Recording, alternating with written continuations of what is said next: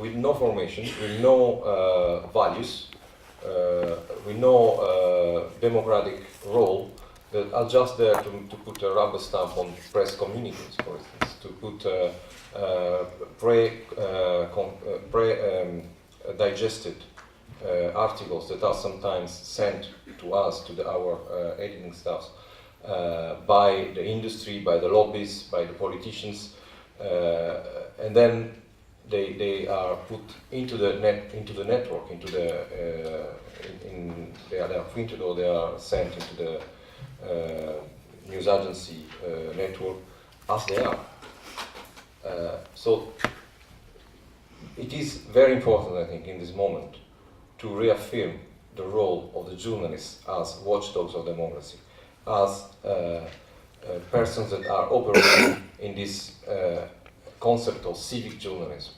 We are there to try to tell the people, to explain to the people, to the public, what the truth is, and not to accept what is told us by the people that have the power, that want the information to pass through, the people that give us the spin that they want. I just would remind the idea that Popper, the German philosopher,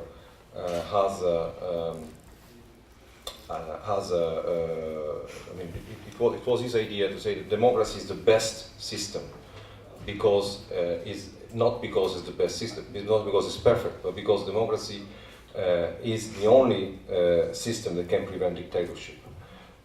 Now, the only way for democracy to prevent dictatorship is to operate in a system of checks and balances. And the journalism, civic journalism, is part of this system, is an integral part of the system. Without journalism, without free journalism, there is no possibility for the system of checks and balances, which is the guarantee of democracy, the guarantee for democracy to work, and to work as an antidote against the dictatorship, to work. So the role of journalists in this case is absolutely crucial. Now, in Brussels, one of the most important phenomenon that we are confronted to every day is the growing power of lobbies. The lobbies in Brussels are very well established. This is the Center for European Politics. It is clear that our role is more and more to be confronted with spin that comes from the lobbies as well. But the most important, the most insidious attempt to manipulate the information that comes from the lobbies is through the European institution. In which way? When we have a message, when we have a communique from a lobby, we know that it comes from the lobbies. But, as you know, in the EU system, the Commission starts the legislation. They are the initiator of the legislation. Now, if the lobbies have the possibility to penetrate into the Commission, to influence the legislator, at the moment, the Commission is not only a legislator, it's the legislator in the sense that they propose the legislation, and they have the monopoly to propose the legislation. So, the lobbies target the Commission at the very early stage of the legislation process, when people are writing down, elaborating the text that then will become the proposal, the legislative proposals that the Commission will propose to the Council and the Parliament.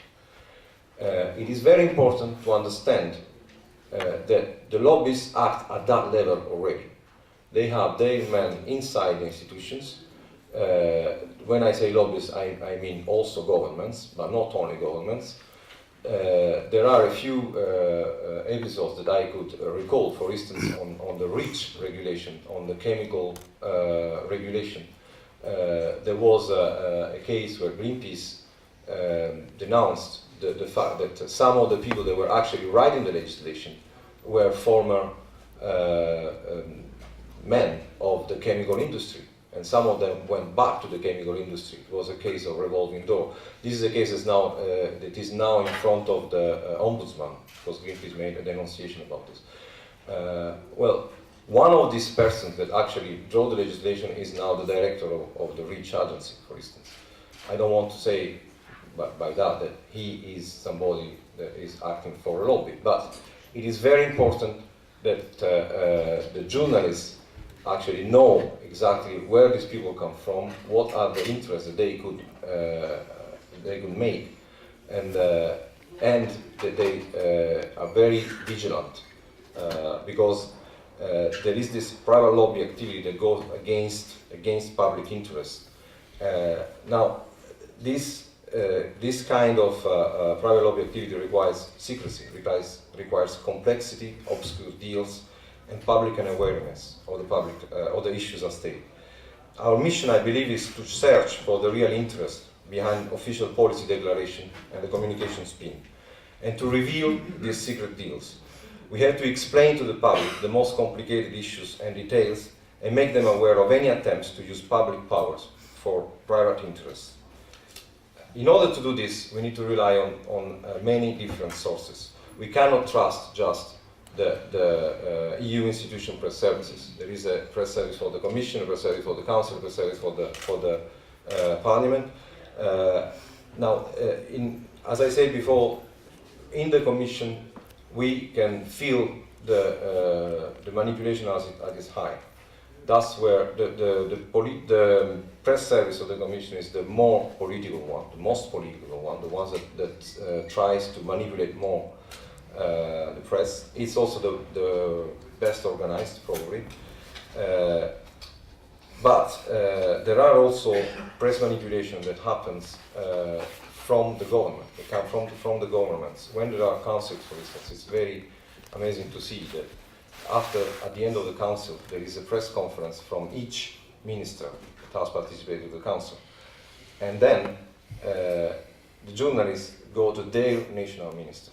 And if they have the possibility, they also go to the general press conference. But sometimes it's not possible, because all the press conferences happen at the same time.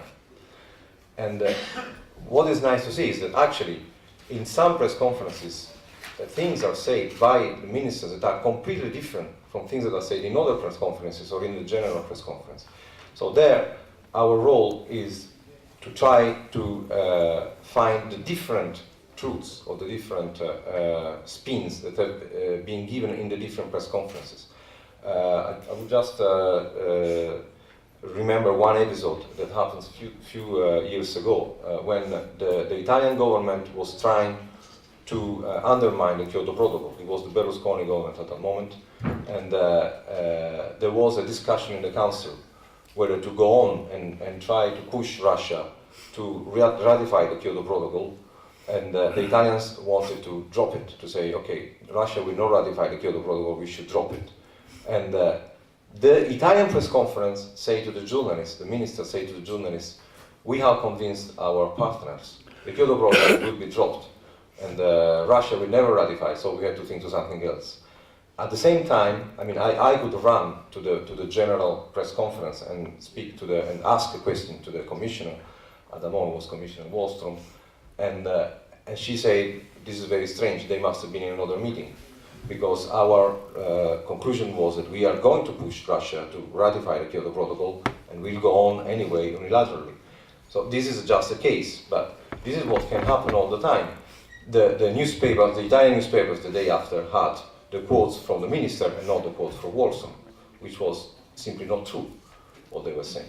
But this happens. I mean, there are things that happen all the time, and if we are not vigilant, we just give credibility to the spin of people that are trying to manipulate the information.